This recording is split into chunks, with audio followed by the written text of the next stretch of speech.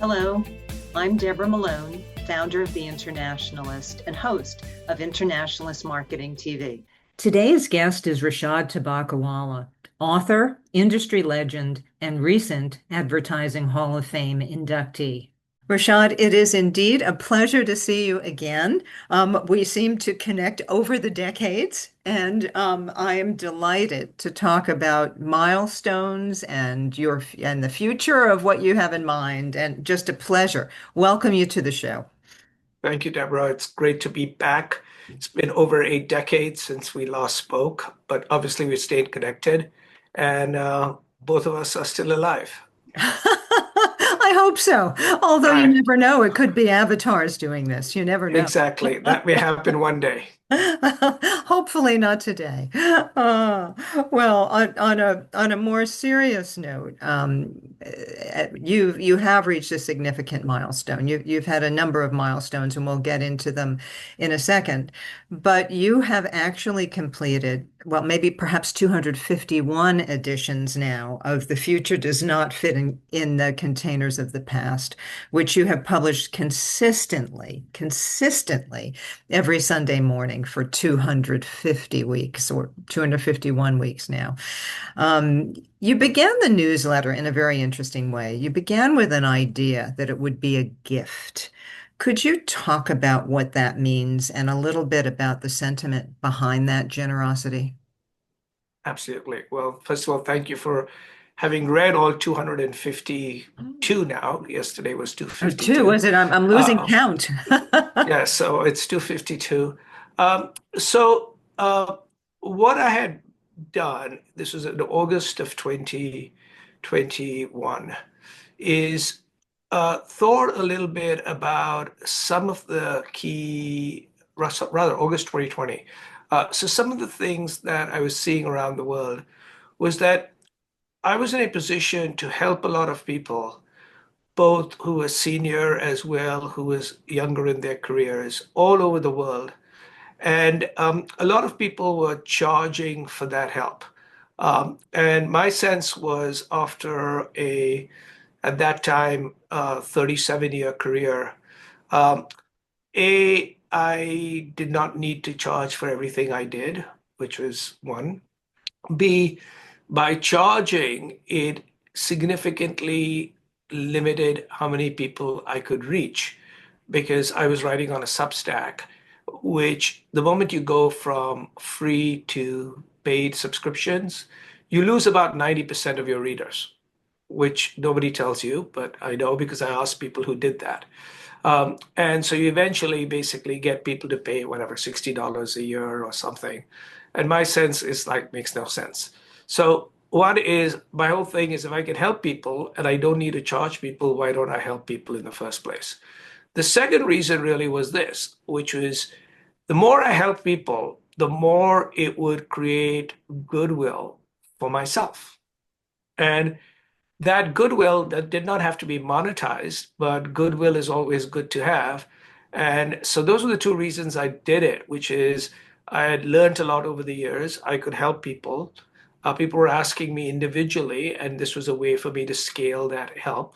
Um, and the other is I liked writing, so it helped me. And third, if anybody read this, they would potentially, if they read it on an ongoing basis, most importantly, they may find it useful and helpful, but they would think positively of me. So it was a win-win. And in fact, one day I wrote a piece called Generosity is a Strategy, which I keep reminding people that if you help people, you will find yourself in a much better mode than if you transact all the time with people.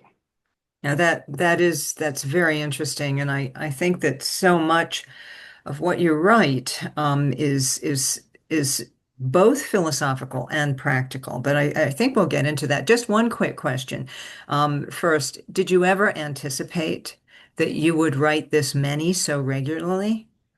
I did not. So originally, if you read my first post, where in addition to saying it was free, I said three things. I said, A, it was going to be free. It has remained free for now 5 years. Two, that it was going to be eclectic, and that is in bohemian was the word I used, which is it was going to touch on different topics. So you could go from one week I wrote about the future of media. The next week I might write about poetry. The third week I might write about something else. So bohemian.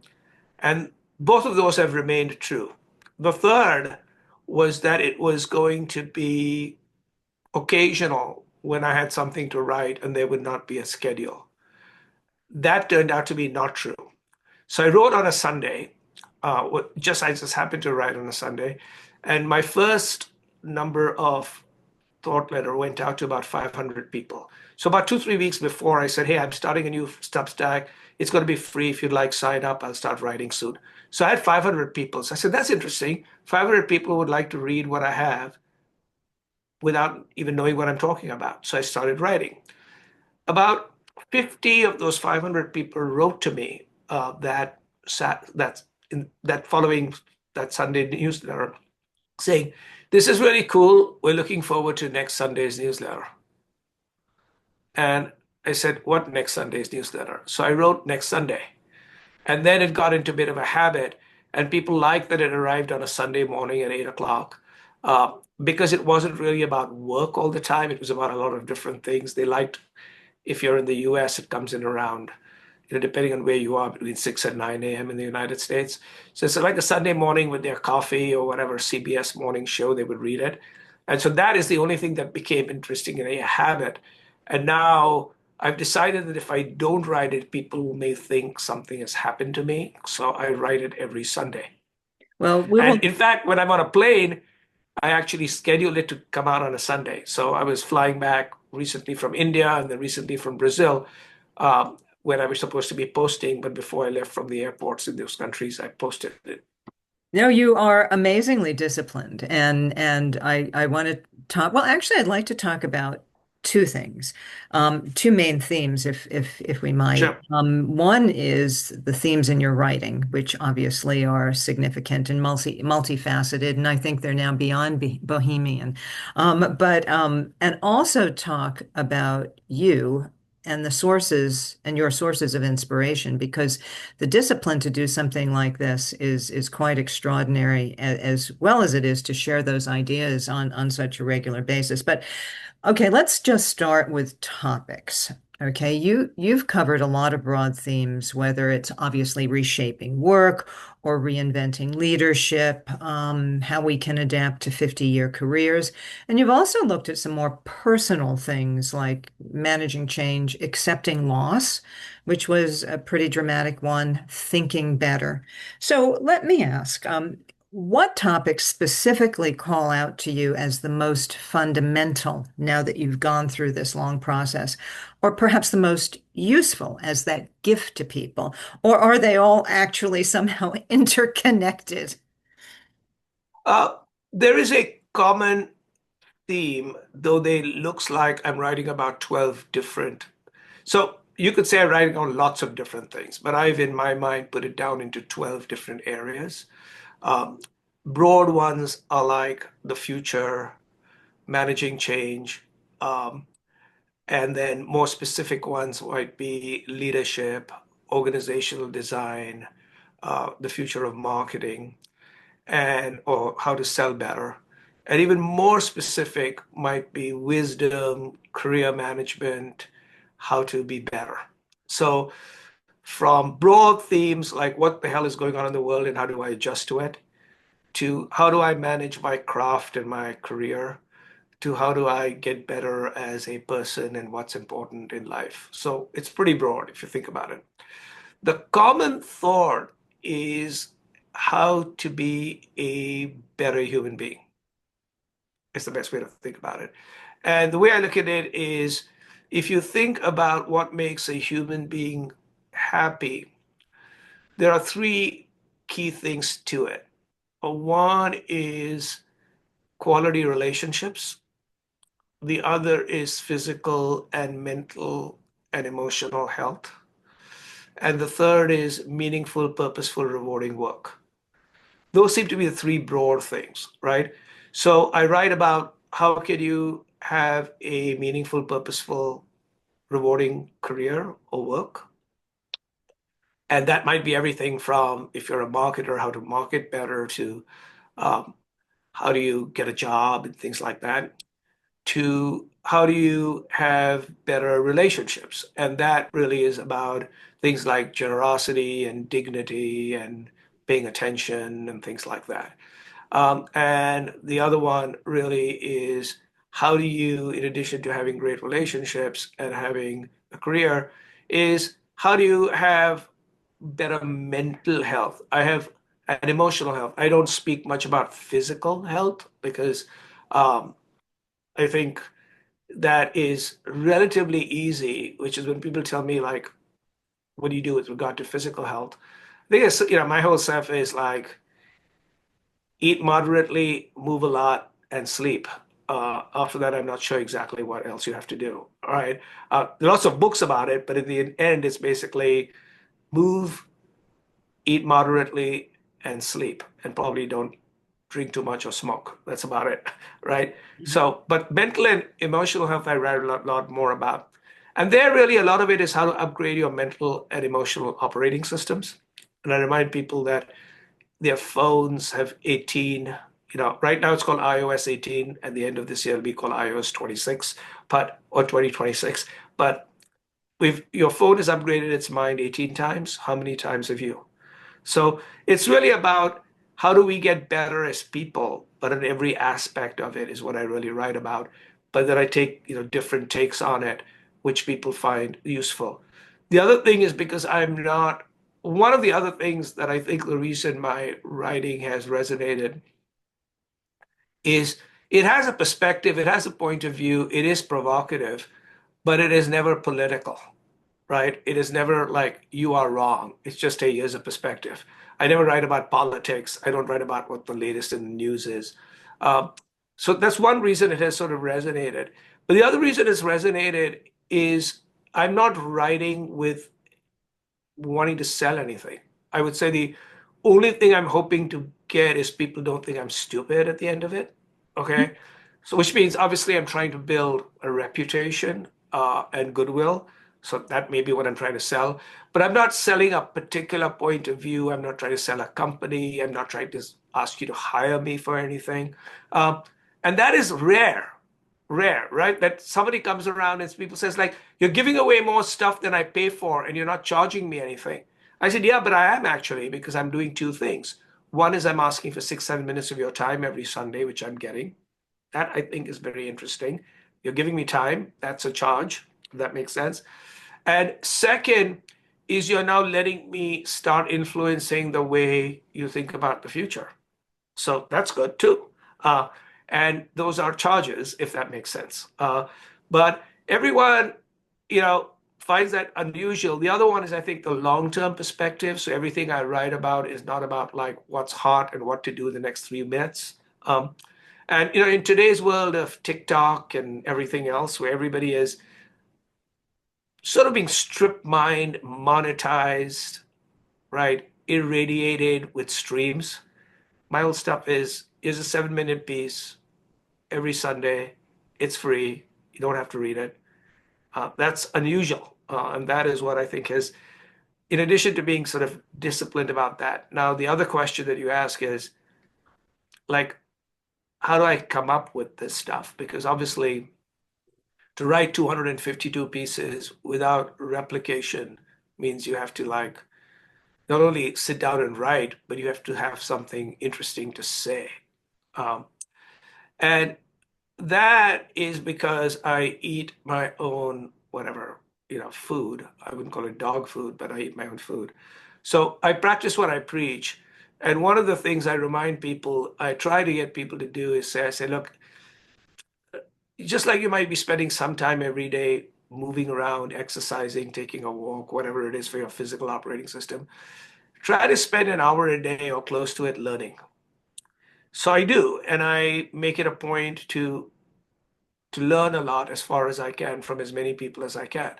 And when I do, it makes me think about things. I travel around the world, so people are asking me questions. Um, Last week I was in fact, till yesterday I was in Sao Paulo, Brazil, and the week before I was in Goa and Delhi, India.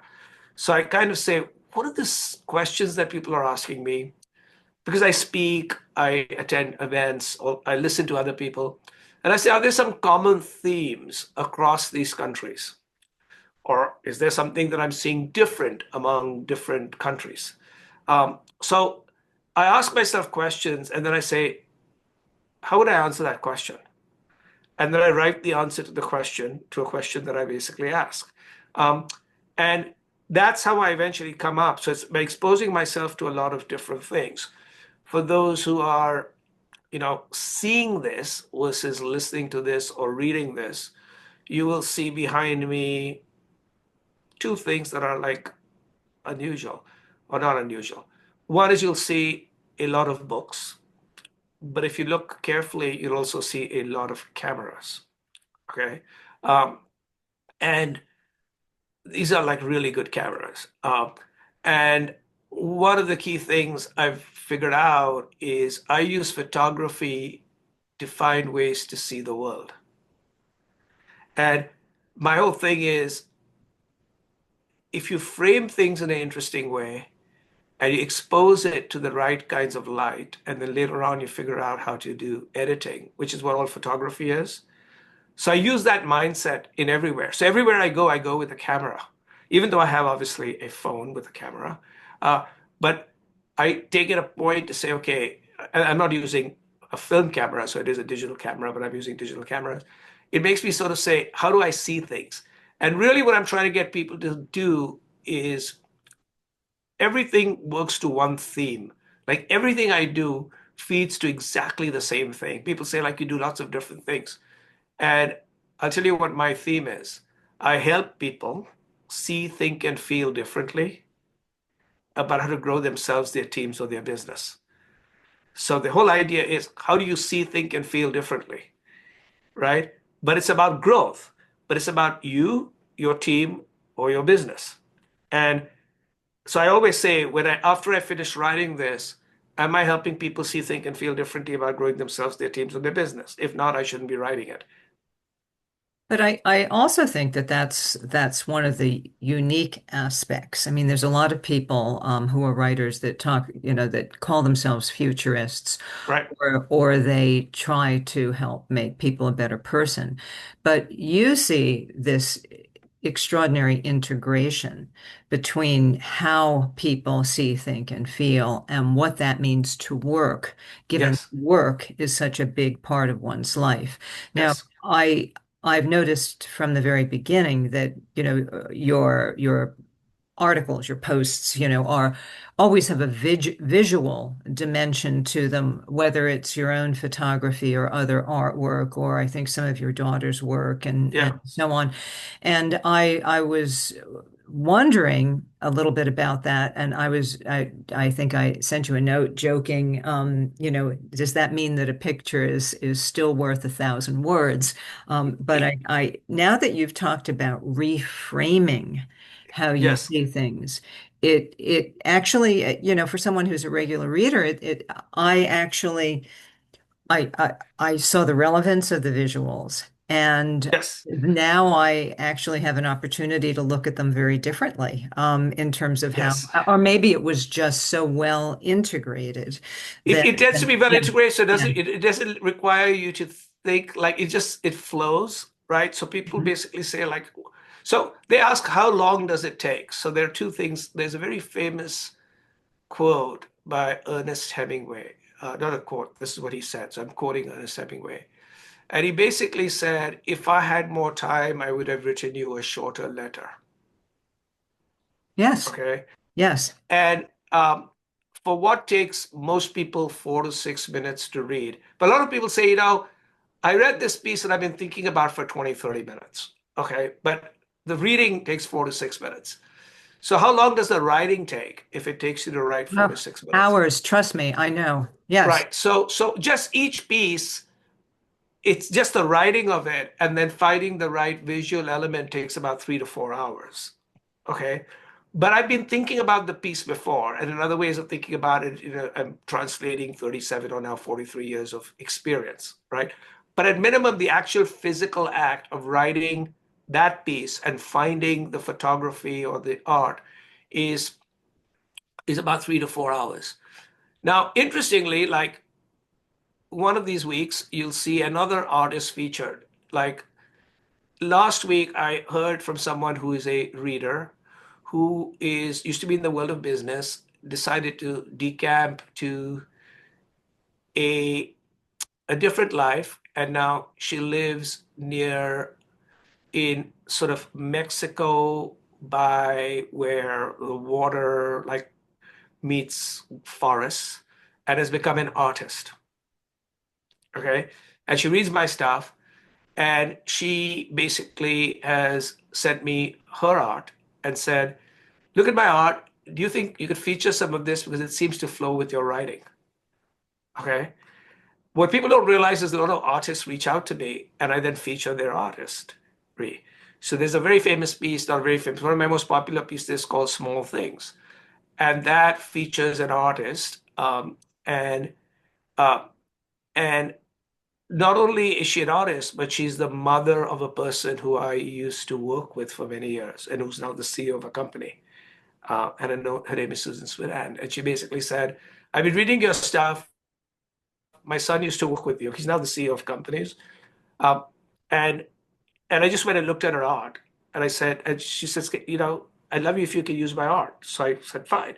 Now people send me their art, they send me their photography and say, can you feature this? Right? And I said, absolutely. And I keep it there.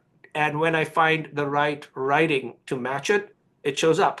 So she said it to me. I said, next week it won't fit, but in the next couple of weeks it will fit. Uh, and sometimes I look at the art and I write using the art as a way to do things. So again, I'm seeing, feeling, and thinking differently. And when people do that, I said, look, you've got this amazing life that you can, there's so much today that you can do.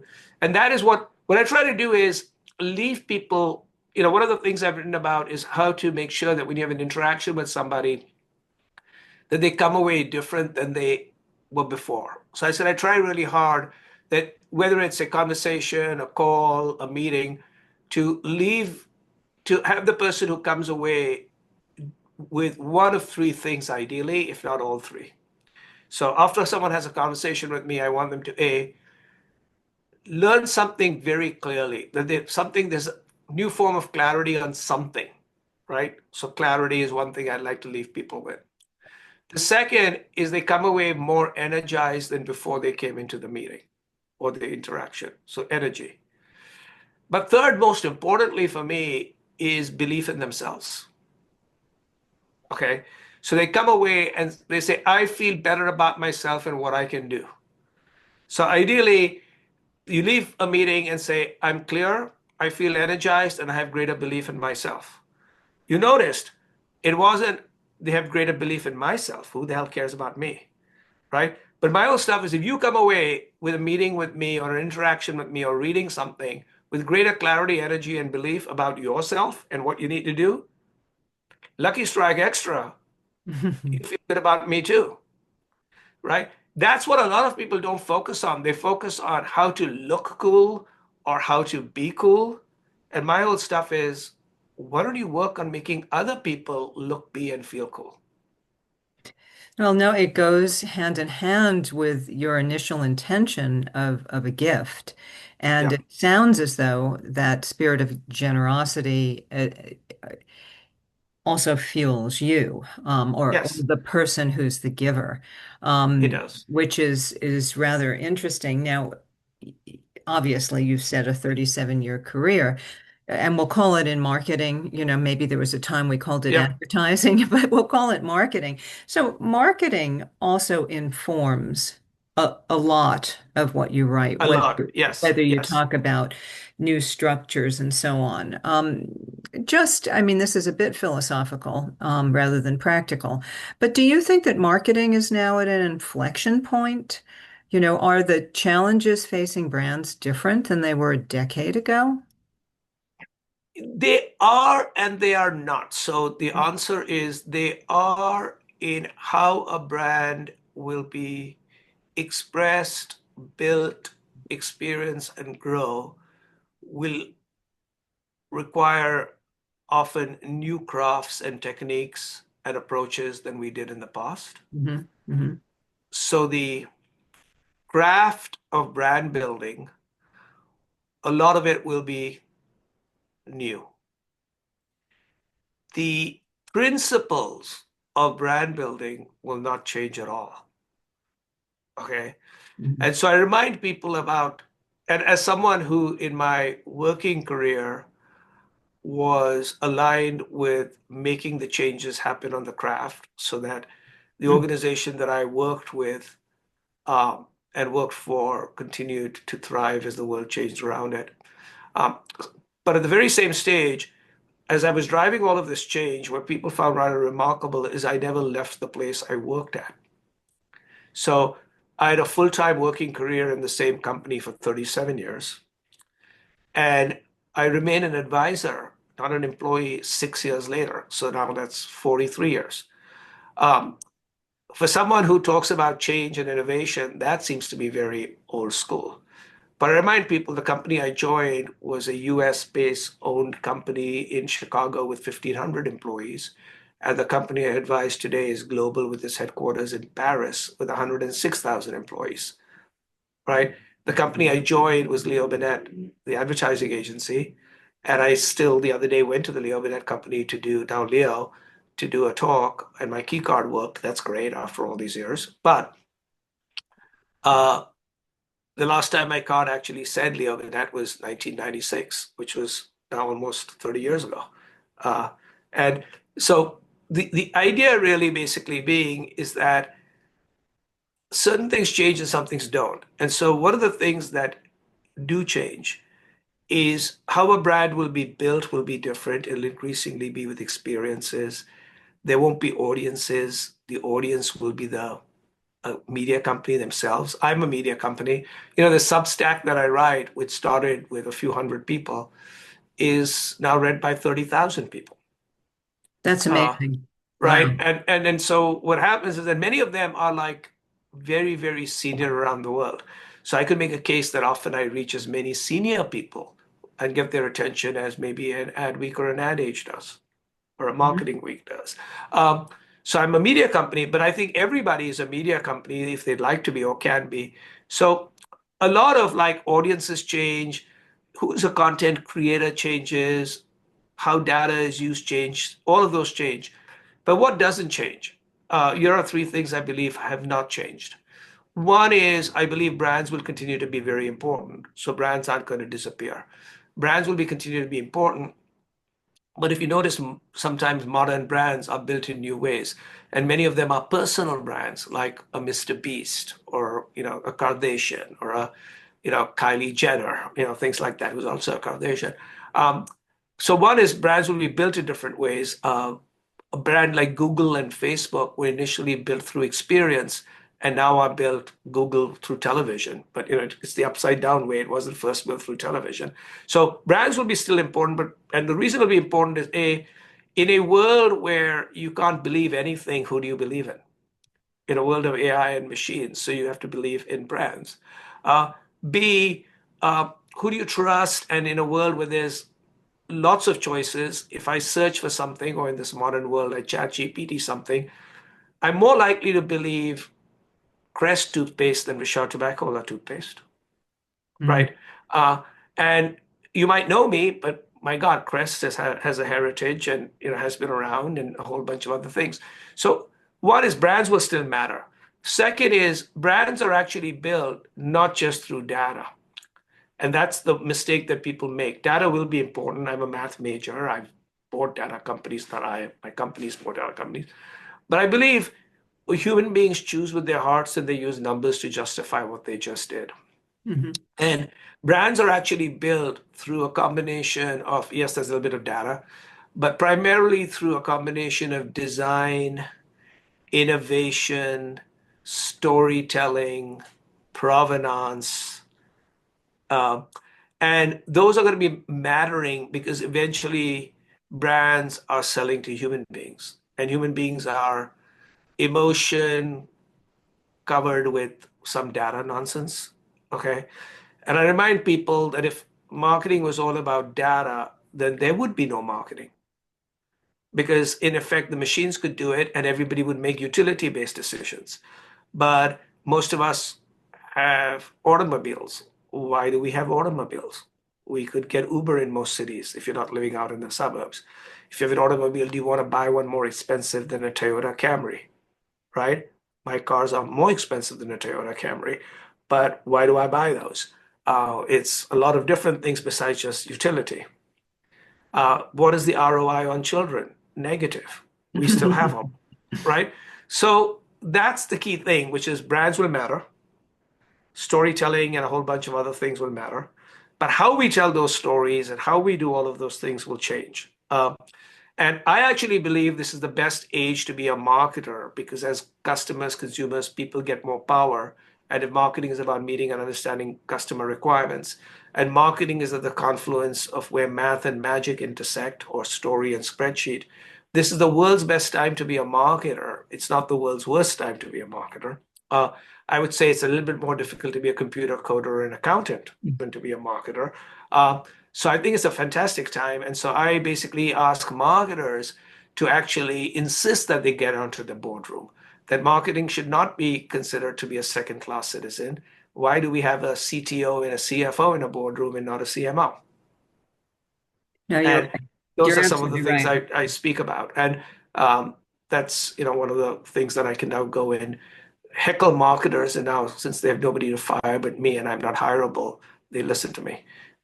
Well, I think it might be a little bit more than that. Right. You touched on we touched on a couple of things. One, I think I'll just make a personal comment in that I have great admiration for people who do stay at companies for a long time because, in my mind, it at least demonstrates that they are making the change, and nothing stays the same, but they Right. are part of the process to make the change work. And Yep. they're reinventing what they do constantly. Now, for some people, it might be easier to go to other places, but I think it takes a lot of guts to stay somewhere and help it through all sorts of Yep. transitions. But then you also have the history and the perspective, to make it work Yes. a little bit more Yes. seamlessly. So I Absolutely. don't find there to be a juxtaposition There isn't. In between, fact, yeah, yeah. yeah. Actually, there isn't. In fact, I often tell people that one of the reasons I succeeded, in addition to obviously being lucky to have amazing management and amazing teams who did all the work so I could sleep. But outside of that, uh, there were three things that I think that got me, successful outside of, again, as I said, teams, management, and clients. Well, one, that I figured out how to combine roots and wings. So what tended to You talk basically about happen is I understood the roots of the company, but I understood the where the world was going. So whether it was Leo Burnett or whether it was Publicis, I could help. I understood what was important to Publicis, Publicis management, and Publicis history, right? And some of those had to do with being French, but others had to do with being an underdog and an outsider, right? Um, not Others, anymore. right, and others had to do with admiring differences. They had a line called "Viva la difference," right? Mhm. So my whole thought was, how do I combine those roots, and which are very, very important, with wings? And I remember writing a presentation called CIA, which is, hey, listen, I know where you're sitting here in Paris, and most of the leadership here comes from London and Paris. Um, but the future of our business is going to be in China, India, and America. And we need to focus on China, India, and America. This is about 15, 20 years ago. Okay. And here's how we do it in India. Here's how we do it in China. Here's how we do it in America. I was in India, right? When this thing started, we had 500 employees in India. And today we have 22,000. Extraordinary. Just Okay. Uh, obviously, France was very important. It was about 20% of the business at that time. It's now 6% of the business. And the United States is 65% of the business, right? Um, and so, in effect, it's a very different company, but the heritage, it's still, Maurice Levy is still there as the executive chairman. I hear from him. He's today at Viva Tech. Next week, he'll be at Cannes, right? We're going to be 100 years next year, and this is only the third CEO. But you think about a company that has transformed itself faster and more radically than any. It's the same company, three CEOs in 100 years, French heritage, right, and sensibility, but very, very different than it was 10, 15 years ago, 20 years ago. And interestingly, today is I saw this chart this morning only because there was an announcement today that the CEO of WPP was stepping down, Mark Reed. And so they have this chart which basically shows from the time he took over to today stock prices of the different holding companies. So Omnicom, WPP, IPG, and Publicis. And on a base of 100, indexed at 100, right? Omnicom 7 years later is indexed at 100. So the stock price is exactly the same. IPG and WPP are down about 50%, and Publicis is up about 75%. So one goes like this, one's remained flat, and the other two have declined. Okay. And what I would basically say is that is when a company has figured out how to combine roots and wings. Okay. And do the really hard stuff, not the cosmetic stuff, the stuff that, in fact, the last 5 years, the management, I'm not part of management now, but the last 5 years, the new management team, the stuff they've done is actually remarkable, right? Absolutely remarkable. And it's been hard, and I've seen it because I still am an advisor, so I see it. And those are things I remind people. But the other one for staying in the same place is something that people find very unusual, and which I think is very important to make change happen, is when you make change happen, people have to try to figure out like why are you doing it to merely be around? Are you like a change agent, or are you like serious about this? And in my case, because I didn't go anywhere, probably because nobody ever gave me a job, I was going to be hanging around, and I was always hanging around. So the whole idea was, hey, listen, the stuff that we're planning to all do, if it blows up, I'm still here to understand the blow up. I would blow up with it. Like I'm not like saying, let's go do this and go somewhere else. And as a result, it actually earned something which is very important to make change happen and to happen speedily. It's called trust. Okay. So I had the trust of Maurice Levy and other people in management, right? It wasn't like you do whatever you feel like. They would always kick my butt. But never was there a perspective where they said, you are coming up with something that isn't good for the company, right?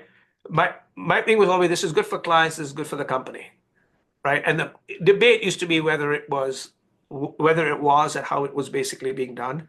And to a great extent, if you actually look at some of the most remarkable successes, including in technology,